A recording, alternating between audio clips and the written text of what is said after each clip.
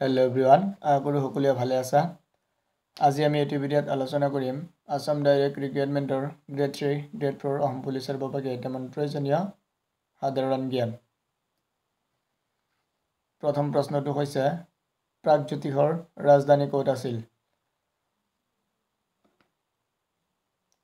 শুদ্ধ উত্তৰটো হ'ব অপচন খ, প্ৰাগজ্যোতিষৰ ৰাজধানী আছিল প্ৰাগজ্যোতিষপুৰ। 2 নম্বৰ কোৱেশ্চনটো সুধিছে কামৰূপৰ প্ৰথম ৰজাজনৰ নাম কি আছিল? ইয়াত 4টা অপচন আছে। ইয়াৰ ভিতৰত শুদ্ধ অপচন হ'ব অপচন গ, মহিৰংগ দানৱ। কামৰূপৰ প্ৰথম ৰজাজনৰ নাম আছিল মহিৰংগ দানৱ। 3 নম্বৰ কোৱেশ্চনটো হৈছে ৰজা নৰকাসুৰে কাক বিয়া কৰাইছিল? ইয়াত 4টা অপচন আছে। ইয়াৰ ভিতৰত শুদ্ধ অপচনটো হ'ব অপচন গ, বিদৰ্ভ ৰাজকুমাৰী মায়া। বিদৰ্ভ ৰাজকুমাৰী মায়াক ৰজা নৰকাসুৰে বিয়া কৰাইছিল। 4 নম্বৰ কোৱেশ্চনটো হৈছে নৰকাসুৰে প্ৰতিষ্ঠা কৰা বংশটোৰ নাম কি? শুদ্ধ উত্তৰ হ'ব অপচন ঘ, বোম বংশ। নৰকাসুৰে বোম বংশ প্ৰতিষ্ঠা কৰিছিল। 5 নম্বৰ কোৱেশ্চনটো হৈছে ভাস্কৰ বৰ্মনৰ শাসনকালত প্ৰাগজ্যোতিষলৈ অহা চীনা পৰিব্ৰাজকৰ নাম লিখা। ইয়াৰ ভিতৰত শুদ্ধ অপচন হ'ব অপচন ক, হিউৱেনচাং। হিউৱেনচাঙে ভাস্কৰ বৰ্মনৰ শাসনকালত প্ৰাগজ্যোতিষলৈ আহিছিল। 6 নম্বৰ কোৱেশ্চনটো হৈছে ভাস্কৰ বৰ্মনৰ ৰাজত্বকালত নালন্দা বিশ্ববিদ্যালয়ৰ অধ্যক্ষ কোন আছিল? ইয়াৰ ভিতৰত শুদ্ধ অপচন হ'ব অপচন গ, শিলভদ্ৰ। ভাস্কৰ বৰ্মনৰ ৰাজত্বকালত নালন্দা বিশ্ববিদ্যালয়ৰ অধ্যক্ষ আছিল শিলভদ্ৰ। 7 নম্বৰ কোৱেশ্চন সুধিছে হৰ্ষবৰ্ধন আৰু ভাস্কৰ বৰ্মনৰ মাজত বন্ধুত্ব স্থাপন কৰা কটকীজনৰ নাম? ইয়াৰ ভিতৰত শুদ্ধ অপচন হ'ব অপচন গ, সংগবেগ।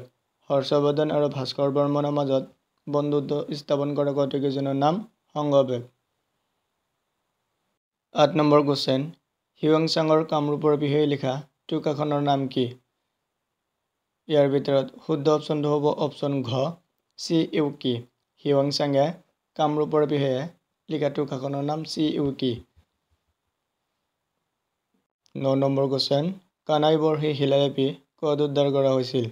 ইয়াত যিকেইটা অপচন আছে ইয়াৰ ভিতৰত শুদ্ধ অপচনটো হ'ব অপচন ঘ, উত্তৰ গুৱাহাটী। কানাই বৰহী শিলালিপি উত্তৰ গুৱাহাটীত উদ্ধাৰ কৰা হৈছিল। 10 নম্বৰ question the comprehensive history of আছামৰ লেখক কোন? ইয়াৰ ভিতৰত শুদ্ধ অপচনটো হ'ব অপচন ক, H K Barpujari. The comprehensive history of আছামৰ লেখক এইচ কে বৰপূজাৰী। 11 নম্বৰ কোৱেশ্চন ৰত্নাৱলীৰ ৰচক কোন? ইয়াৰ ভিতৰত শুদ্ধ অপচনটো হ'ব অপচন ক, শ্ৰীহৰ্ষ। ৰত্নাৱলীৰ ৰচক শ্ৰীহৰ্ষ। 12 নম্বৰ কোৱেশ্চন কোনে কামৰূপক কা মা লু পু বুলি কৈছিল? অপচন ক বাণভট্ট, খ এছ এল বৰুৱা, ঘ হিউৱেনচাং।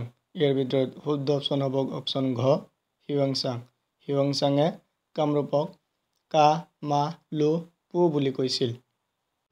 13 নম্বৰ কোৱেশ্চন কাৰ দিনত হাজোত হয়গ্ৰীৱ মাধৱ মন্দিৰ নিৰ্মাণ কৰা হৈছিল? ইয়াৰ ভিতৰত শুদ্ধ অপচন হ'ব অপচন খ, ৰঘুদেৱ। ৰঘুদেৱৰ দিনত হাজোত হয়গ্ৰীৱ মাধৱ মন্দিৰ নিৰ্মাণ কৰা হৈছিল।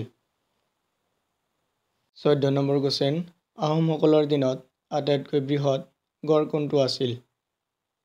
ইয়াৰ ভিতৰত শুদ্ধ অপচনটো হ'ব অপচন ক, নুমলীগড়। আহোমসকলৰ দিনত আটাইতকৈ বৃহৎ গড় আছিল নুমলীগড়। 15 নম্বৰ কোৱেশ্চন পুৱামক্কা ক'ত অৱস্থিত?